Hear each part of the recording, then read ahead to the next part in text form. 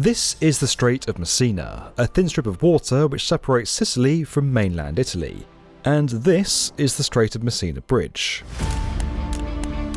When completed, it'll turn a 40-minute ferry journey into just a 4-minute drive. In doing so, it could make Sicily a global supply chain hub, create an unbroken highway across a continent, and transform the economy of Italy's historically poorer southern half. But not all is as it seems. This isn't actually the official bridge design. We weren't able to get permission to show you the real one. And even though there was a big announcement about it back in March, no one has been willing to talk to us about it. It's almost like there's an omerta over the bridge, which has become an icon of failure in Italy. But despite this, there are hushed whispers that the bridge, which was first put forward in Roman times, could finally go ahead, although it could still be that this infamous stretch of water proves a bridge too far. This is the strange story of one of Italy's most controversial structures. Here at the B1M, we know what it takes to construct a mega project. Build something of any considerable size, and you'll usually run into one of two problems: the fiendishly complex engineering of something like the Fehmarn Belt Tunnel, or the intractable politics of the kind that has derailed Britain's HS2. The Strait of Messina Bridge has run into both of them. We'll come to the politics in a bit, but first, the engineering. The current design of the Messina Bridge is nothing if not ambitious. This stretch of water gave birth to the legend of Scylla and Charybdis, the mythical monsters that smash ships against rocks and drown sailors in whirlpools. As you might guess, that came about because the Strait of Messina is a violent stretch of water.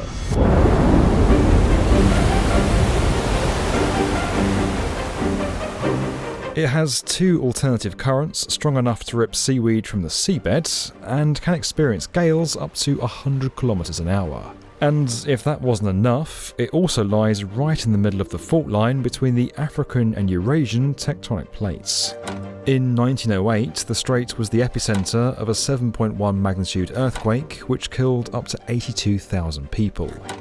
So how on earth do you build a bridge here? Well, we can't show you the official designs, we're going to come to that shortly, but don't worry, because we've drawn it instead. The plan is for a single-span suspension bridge running from Torre Faro in Sicily to Villa San Giovanni on the Italian mainland. That single span solves the first issue this bridge faces by not placing a pier in the strait. It saves the team having to contend with strong currents during construction, and removes any obstacles to shipping once the bridge is complete. Placing the towers on shore also gives them a firmer footing to withstand seismic activity. But to endure an earthquake, more features are needed. The bridge is going to be fitted with a buffer allowing the deck to flex, and the whole thing is going to be kept in place by two anchors containing over 5.5 million cubic meters of concrete and steel. But while that solves the issue of currents and quakes, it actually creates another problem. This bridge is going to be enormous. When it's completed, this will easily be the longest suspension bridge in the world, beating the current title holder, Turkey's Çanakkale Bridge, by over 1 kilometer.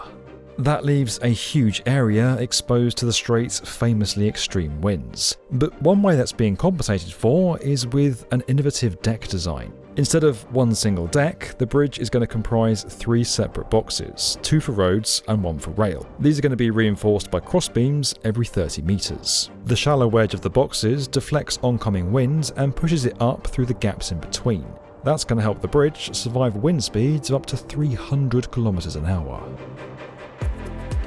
Now, before we get into what the bridge actually looks like, you should know that for any architect or engineer to design something like this, they need a good knowledge of a range of STEM subjects. But don't worry if you struggled learning these through traditional schooling. There's actually a really fun and easy way to learn about STEM for free to start. A good grasp of calculus is essential for any engineer. This week's video sponsor Brilliant has courses that easily break down complex concepts into quick, easy-to-follow lessons. It's a great way of visualizing problems and solutions, such as understanding formulas for scaling up shapes. But if calculus isn't your thing, then don't worry. Brilliant has thousands of lessons over widely different subject areas, like probability and computer science, all of which are great for helping you level up your career or setting yourself a new challenge. To get started, you can try a free 30-day offer by visiting brilliant.org/the B1M or by clicking the link in the description. The first 200 people to sign up will receive a 20% discount off their annual subscription. Now, let's get back to that bridge. If all the engineering challenges have been solved, then why hasn't it been built, and why can't we show you what it's going to look like? Well, while the bridge is a masterclass in how the power of engineering can seemingly overcome any challenge, it's also a cautionary tale in how politics can turn the possible into the impossible. Many Italians are weary about the prospect of the bridge being built, which is no surprise as the project's been kicked around like a political football for decades.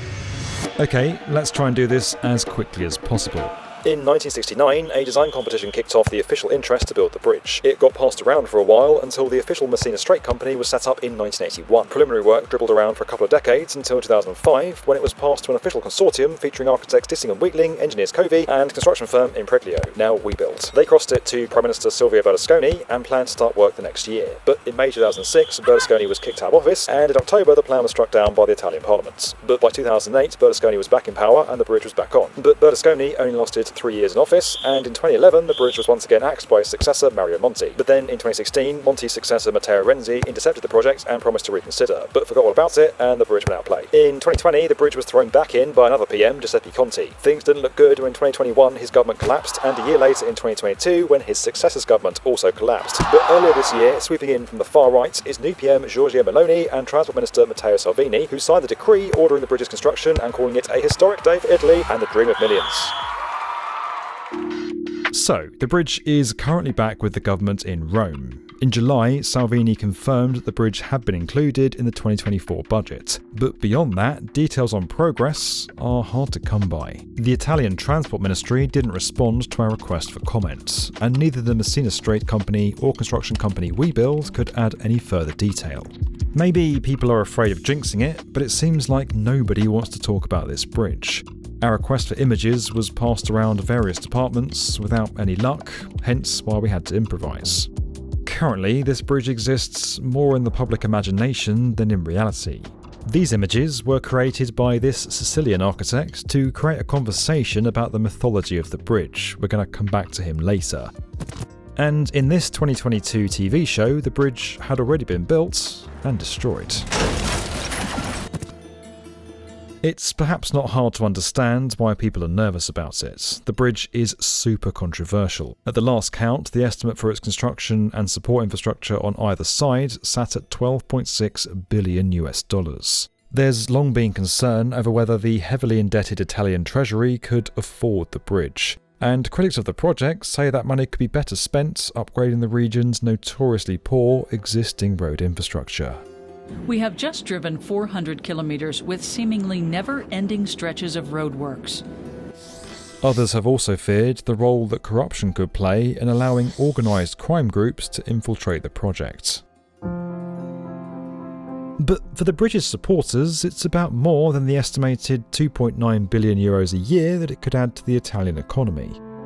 A bridge between Sicily and Italy is an ancient dream that dates back to Roman times. Imagining connecting these two lands would mean demonstrating that technology has reached high levels of efficiency, because the Messina Bridge will be the largest ever built in the world. I think the Messina Bridge will be a great engineering pride for Italy. This is Adriano Marchesiana, a Sicilian architect who designed his own version of the bridge to increase a sense of national pride and add to the mythology of this place. My design proposal was born as a search for a relationship with the mythological memory of the site. The poet Homer tells us that two gigantic monsters, Scylla and Charybdis, lived in the Strait of Messina. They tormented the navigators who passed through that place. Finding a relationship with the history and the myth means giving meaning to this huge work, which in any case will have a great impact on a landscape. It remains to be seen whether or not this latest attempt to build the bridge will succeed. but it's safe to say that this legend isn't going anywhere anytime soon. This video was sponsored by Brilliant. You can join them with a special offer at the link below. Don't forget that we're inspiring the next generation of builders through our investment into BrickBorrow, a fantastic LEGO subscription service. You can learn more and get started today over at brickborrow.com. And as always guys, if you enjoyed this video and you want to get more from the definitive video channel for construction, make sure you're subscribed to the B1M.